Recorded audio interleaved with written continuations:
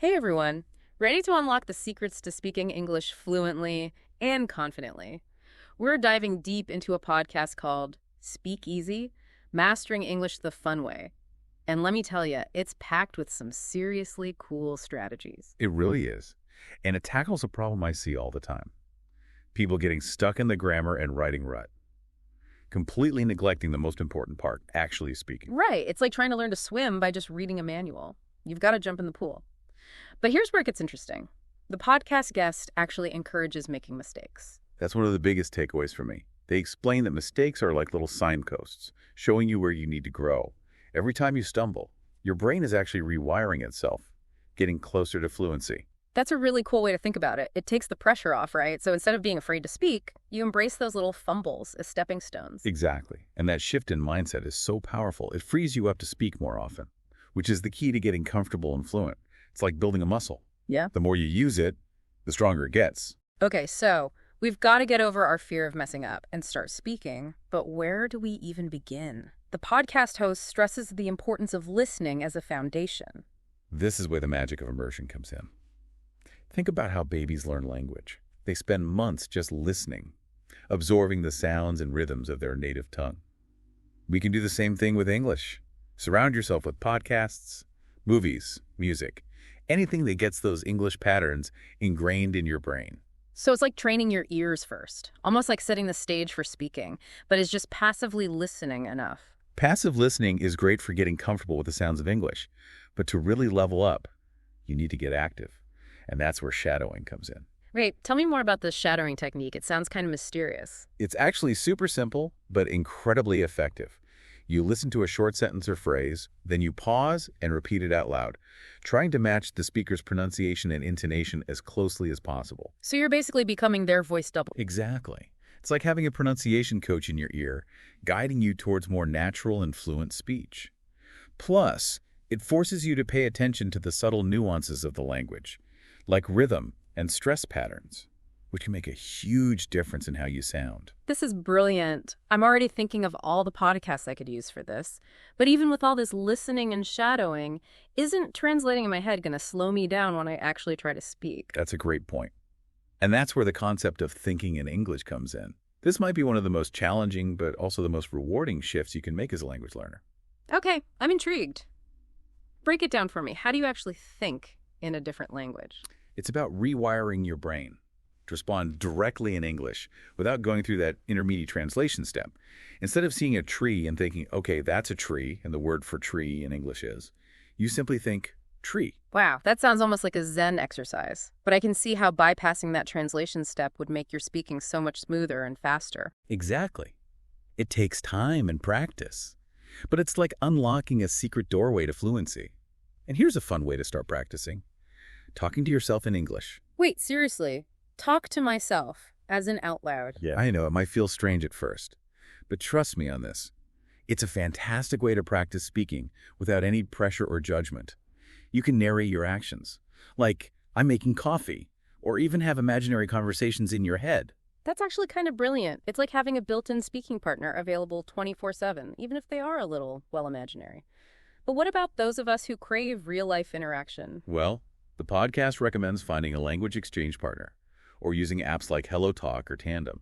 These are great ways to connect with other learners, or even native speakers, and get some real-world conversation practice. So we've talked about the importance of listening, shadowing, and even talking to ourselves. But what about vocabulary? Do I need to memorize a dictionary to start speaking fluently? That's where a lot of learners get overwhelmed. But the good news is, you don't need a massive vocabulary to hold a conversation.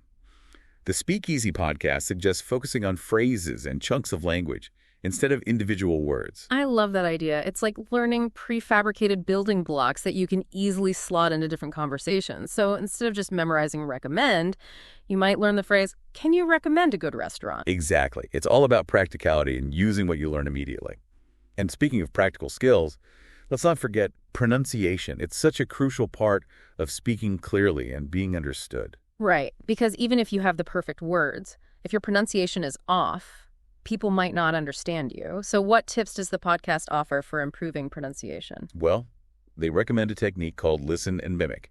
It's incredibly simple but powerful. I'm all ears. How does it work? You find an audio clip of a native speaker, maybe from a podcast, a movie, or even a YouTube video. Then you listen to a short sentence, pause the audio, and try to repeat it exactly as you heard it, paying close attention to their accent, rhythm, and intonation. It's like having a personal pronunciation coach right there in your pocket. Wow. But honestly, wouldn't it be a bit overwhelming for someone just starting out? I mean, mimicking every tiny detail of a native speaker's pronunciation seems daunting. That's a valid concern. The key is to start small and focus on one aspect at a time. Maybe choose a speaker with a clear, easy-to-understand accent and start by mimicking just the rhythm or the intonation. As you get more comfortable, you can layer in other elements.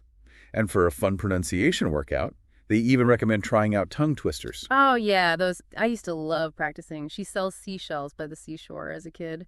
But it's more than just a childhood game, isn't it? Absolutely. Tongue twisters are like little pronunciation boot camps. They force you to pay close attention to the movements of your tongue and mouth, which can make a big difference in your clarity and fluency.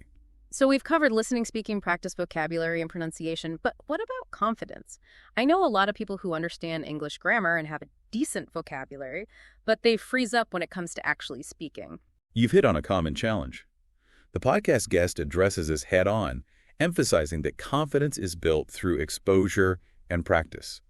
It's like anything else. The more you do it, the more comfortable you become. That makes sense, but how do you break through that initial fear and actually start speaking? They suggest starting small. Don't put too much pressure on yourself to have perfect conversations right away. Order your coffee in English, introduce yourself to someone new, or even just record yourself speaking for a few minutes each day. These small steps can make a huge difference in building your confidence over time. Those are great tips. I love how they break down this seemingly daunting task into manageable steps. And speaking of breaking things down, they also offer some really encouraging advice about grammar. Yes, they remind us that fluency is more important than perfect grammar, especially when you're first starting out. It's easy to get bogged down in the rules and lose sight of the bigger goal, which is communication. I've totally been there. Sometimes I get so caught up in trying to use the correct grammar that I completely lose my train of thought and stumble over my words. It happens to the best of us. Even native speakers make grammar mistakes all the time. The important thing is to get your message across clearly and confidently. Grammar will naturally improve as you get more practice and exposure to the language. That's reassuring to hear. It takes the pressure off, knowing that you don't have to be grammatically perfect to have a successful conversation. So before we wrap up, I think it would be helpful to revisit the guest's top 3 tips for learning to speak English easily. Absolutely. I love how they distill their entire approach into these 3 simple but powerful guidelines. They're listen a lot, speak every day, and most importantly, have fun. I love how they emphasize having fun. Learning a language shouldn't be a chore. It should be an enjoyable and rewarding experience. And I think that's what we've tried to capture in this deep dive as well. We've taken all these insightful tips and techniques from the Speakeasy podcast and presented them in a way that's clear, actionable, and hopefully a little bit fun. So what does all this mean for you, the listener? It means that speaking English fluently and confidently is absolutely achievable. It's not about being perfect or knowing every single grammar rule. It's about shifting your mindset, embracing those mistakes, and finding joy in the process. Yes, it's about realizing that every little step you take, whether it's listening to a podcast, shadowing a sentence, or even just talking to yourself in English, is moving you closer to your goal. Exactly. And remember, the Speakeasy podcast emphasizes having fun. So find what works for you, experiment, and enjoy the journey. Because ultimately, the more you enjoy learning English, the more likely you are to stick with it and see real results. I think that's such a powerful message. It's not about forcing yourself to study for hours on end. It's about finding those little moments in your day to connect with the language in a way that feels good. It could be listening to your favorite English songs while you're cooking dinner, watching a movie without subtitles, or even just having a conversation with a friend who's also learning. Every little bit counts. I love that. And who knows, maybe one day you'll be having those dream conversations in English, effortlessly expressing yourself and connecting with people from all over the world. And that's really what it's all about, isn't it? Breaking down those barriers and opening up a whole new world of possibilities through language. Absolutely. So on that note, I want to leave you with a thought-provoking question to ponder as you embark on your English-speaking adventure. If you could have a conversation with anyone in the world in perfect English, who would it be and what would you talk about? That's a fantastic question. It really gets you thinking about the power of language and the connections it can create. And who knows, maybe by applying these tips and techniques from Speakeasy, that dream conversation could become a reality someday. Until next time, happy speaking. You ever get that feeling like you have something to say, but you kind of hit the brakes in your brain? Oh, yeah. You start overthinking it, worrying about what everyone will think, and then suddenly, poof, the moment's gone. Yeah. Well, today we're going to dive deep into a podcast called Stop Thinking, Start Talking to figure out how to ditch that cycle and just unlock the power of speaking freely. I think that it's really interesting because it's not just you. This is a universal struggle. Yeah. And this podcast, they dig into the whys and the hows of this communication block. For sure. And they kick things off by talking about how terrified we are of judgment these days, Right. especially in the age of social media. It's like everyone's a critic with a megaphone. Mm. Do you think that's made us even more hesitant to speak up, especially on those trickier topics? Absolutely. It's as if there's this invisible jury out there ready to pounce on every word. Right. We've become so worried about saying the wrong thing that we often end up saying nothing at all. But ironically, as the podcast points out, staying silent can actually lead to more misunderstandings and missed connections. Totally. And they actually illustrate this with some pretty relatable stories. Yeah.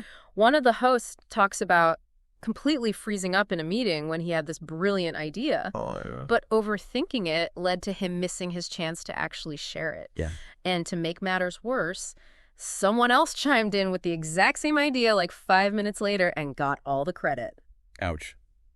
Right. That feeling of like, I should have spoken up is something I think we've all experienced. The other host even talks about how overthinking has cost her opportunities in personal relationships too. Oh, wow. Yeah, it's like this fear of judgment is keeping us from taking risks and really putting ourselves out there, both professionally and personally. So how do we get out of our own way? The podcast digs into the science of what's happening in our brains when we overthink. It really boils down to a power struggle between the prefrontal cortex, our decision-making center, and the amygdala, which controls our fear response. Yeah, so imagine the prefrontal cortex as this super cautious bodyguard. Okay. Its job is to keep you safe, which is great, in theory. Yeah. But when it comes to speaking up, it can become a bit of a control freak, overanalyzing every possible outcome and constantly whispering anxieties about judgment and rejection. Right. And meanwhile, the amygdala is like this alarm system that's constantly blaring danger. Oh, yeah. Whenever you even think about saying something that might kind of, rock the boat. You're going to get in trouble or something. Exactly. It's like having a security system that's so sensitive. It goes off every time a leaf blows by. No wonder we feel paralyzed. Right. But what I found really helpful was their analogy of the bad bodyguard.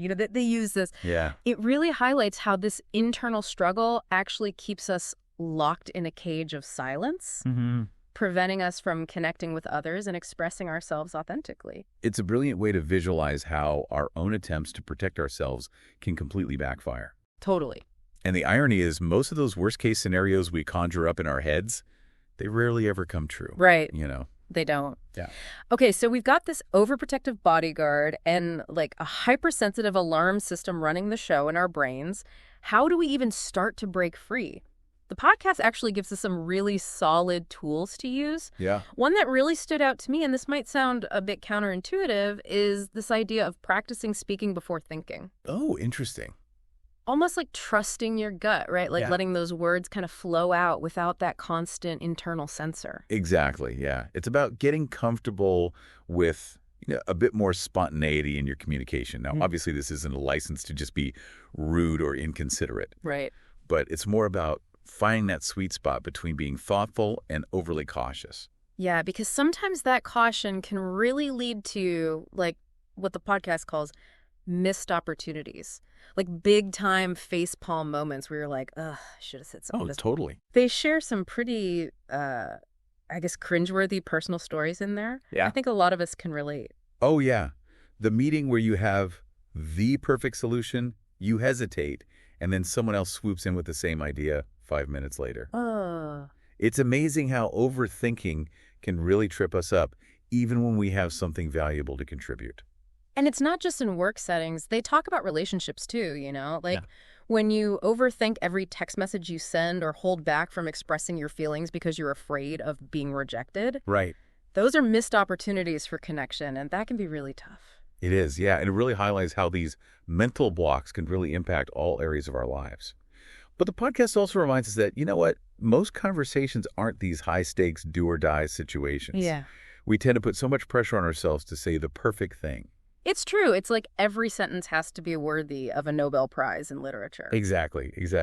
But the reality is people are actually pretty forgiving. Yeah. We all stumble over our words sometimes. We all have those moments where, we're not super eloquent. Totally. Yeah, that's okay. It's actually, kind of endearing. Yeah. The podcast even encourages us to kind of reframe our fear of messing up as like excitement for the opportunity to connect. Oh, that's interesting. Yeah, instead of dreading those what ifs, what if we focused on the positive potential of expressing ourselves authentically? That's a really interesting mindset shift because, let's be honest, some of the best conversations we have are those where we just let our guard down and be ourselves. Absolutely. They had some cool tips, too, for, loosening up a bit, like trying improv exercises. I love that. Improv is all about thinking on your feet and reacting in the moment. Yeah. It's a fun way to break out of that overthinking spiral and get more comfortable with spontaneity. Yeah. Plus, you might discover a hidden talent for, comedic timing. I'm not sure about the comedic timing, but I'm definitely up for trying something new. And speaking of pushing comfort zones, they also recommend, talking to strangers. Which sounds terrifying to some people. Right. But think about it. It's like a low-stakes training ground for communication. Okay. You can strike up a conversation with someone in line at the coffee shop, compliment someone's outfit, just little things to kind of get those speaking muscles working. That's a good point, yeah. It's a great way to realize that, most people are actually pretty friendly and approachable. Right. And who knows, you might even make a new friend or learn something interesting. Exactly. It's all about challenging those assumptions we make about ourselves and others, because often the biggest obstacle to speaking up is one we create in our own minds. Mm-hmm. And what's so powerful about this whole stop thinking, start talking philosophy is that it's not about just becoming like a chatterbox. Right. It's about recognizing that your voice matters. It does. Your unique perspective, your experiences, your ideas, they all have value. And by sharing them, you're not just contributing to the conversation, you're potentially inspiring others, sparking new ideas, even creating positive change. So as we head into the final part of this deep dive, I want you to think about a specific area in your life where you've been kind of holding back a little. Yeah. Maybe it's at work, in your relationships, or even in your community. What would it look like to start speaking up more freely in that space? What opportunities might open up? What positive changes could you set in motion by just, finding the courage to use your voice? It really is amazing to think about the ripple effect that just speaking up can have, right? We've been talking about all these benefits, confidence, connection, opportunities. Mm-hmm. It seems like the common thread is that it all starts with just taking that first step. Right. That first leap of faith in just using your voice. And I think what this podcast does so brilliantly is it takes something that feels really intimidating. This whole idea of stop thinking, start talking, and breaks it down into these really manageable steps. Yeah. It's not about suddenly becoming the loudest person in the room. Right. It's about recognizing that your voice matters. Yeah. And finding ways to share it authentically, in your own way. They even use their own podcast as an example. Oh, yeah. They were saying, if they overthought every single word, they'd never be able to have these, genuine, unscripted conversations. Uh-huh. So it's a great reminder that perfection isn't the goal here. Right. It's about connecting with others, sharing your perspective, and maybe even having a few laughs along the way. It's about embracing the messy, imperfect beauty of human interaction. Yeah. And the podcast shares some inspiring stories about people who did just that. Oh, yeah. Remember the story about the woman who was terrified of speaking up in meetings? Mm-hmm.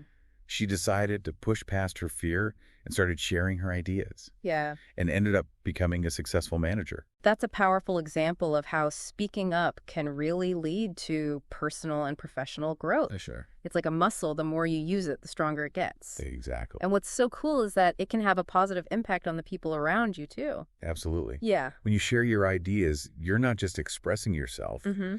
You're potentially sparking new ideas in others, inspiring them to find their own voices, and even creating a more inclusive and dynamic environment.